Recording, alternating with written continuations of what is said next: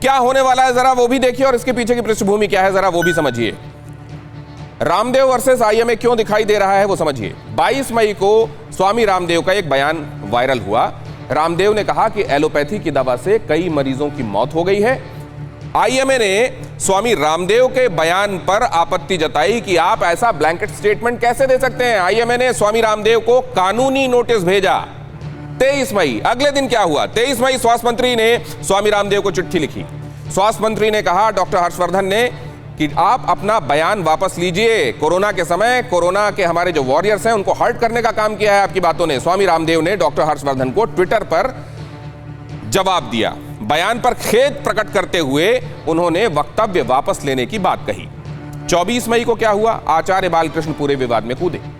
IMA पर देश को ईसाई धर्म में बदलने के षड्यंत्र का आरोप लगाया। उन्होंने कहा आईएमए की आड़ के पीछे, डॉक्टर्स बॉडी होने की आड़ के पीछे ये ईसाइयत को बढ़ावा देने का काम कर रही है। स्वामी रामदेव ने आईएमए से उसी दौरान 25 सवाल पूछ लिए चिट्ठी लिखकर। उन्होंने अब 25 मई को क्या हुआ? 25 मई को आईएमए उत्तराखंड ने सीएम तीरथ सिंह रावत को एक चिट्ठी लिखी, स्वामी रामदेव के खिलाफ एक्शन की मांग की। उन्होंने कहा आईएमए उत्तराखंड ने स्वामी रामदेव को एक नोटिस भी भेजा। आईएमए ने 1000 करोड़ रुपए का मानहानि का नोटिस उनके नाम भेज दिया और 15 दिन में बयान पर माफी मांगने के लिए कहा। आईएमए ने पीएम मोदी को चिट्ठी लिखी, रामदेव के खिलाफ एक्शन की मांग की गई। 29 मई इंडियन मेडिकल एसोसिएशन ने पैनल डिस्कशन के साथ बहस की चुनौती दी और यह कहा कि एफएआईएमए ने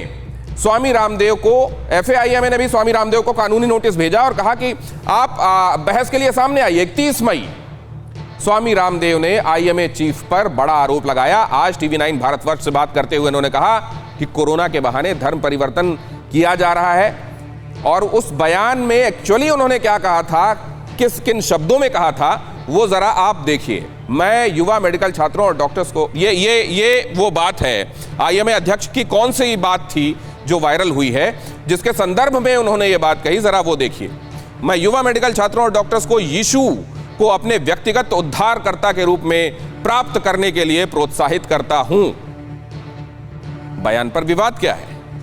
एक वेबसाइट को दिए इंटरव्यू में के बयान का हवाला किया जा रहा है। डॉक्टर्स को यीशु की शरण में जाने के लिए प्रोत्साहित करने का दावा कर रहे हैं आईएमए अध्यक्ष, ये बात कही गई है और इसमें एक वेबसाइट का नाम बताया जा रहा है और उस वेबसाइट में ये बयान है। इंटरव्यू के दौरान ये बात कही है आईएमए प्रेसिडेंट ने। इस बात की चर्चा है।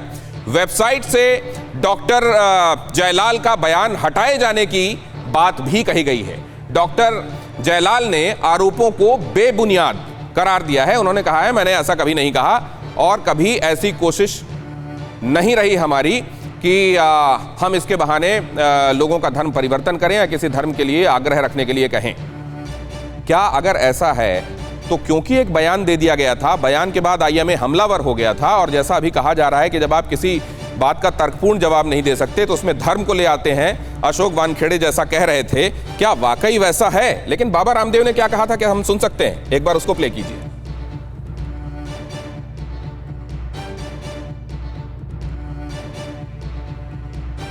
जब तक हमारी प्रोडक्शन टीम उस बाइट के साथ तैयार होती है, एक बार जरा इसको समझने के लिए चलते हैं। डॉक्टर गुप्ता, क्या ये बगैर आग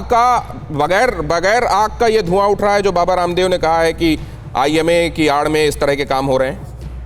नहीं, ये बिल्कुल गलत बात है। ऐसा कुछ नहीं है। मैं तो खुद एलोपैथिक डॉक्टर हूँ और मैं तो भगवान की पूजा करता हूँ। हमारे हनुमान जी हैं, हमारे जो धर्म है, धर्म परिवर्तन आईएमए क्या मतलब? इससे कोई मतलब ही नहीं है। ये चीप पब्लिसिटी गिमिक है।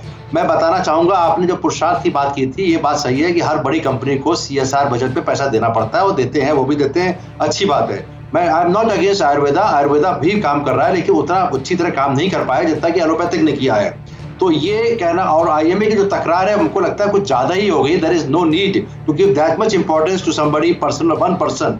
अगर आयुर्वेदिक के सुश्रुत कह रहे होते आके कि आप ऐसा कर रहे हो तो हमको समझ में आता है कि भाई हमें इस बात को इतनी इंपॉर्टेंस देनी चाहिए। मैं बार बार कहूंगा कि आईएमए को तो they should start ignoring it now rather than taking it। क्यों ऐसा नहीं हो रहा डॉक्टर विवेक? वो भी तो सवाल है ना। देता है किसी को अगर किसी दवाई के खराब के बोलते हैं कि आपने ओवर स्टेरॉइड यूज किया, वो पैथी मॉडर्न मेडिसिन को प्रैक्टिस करती है, उसके प्रैक्टिशनर अपने आप में समर्थ हैं। लोगों को अगर चूज करने के लिए कहा जाए तो किसी भी दिन BHMS और BAMS के ऊपर MBBS को चूज करते हैं, फिर उनको क्यों बुरा लग रहा है इतना?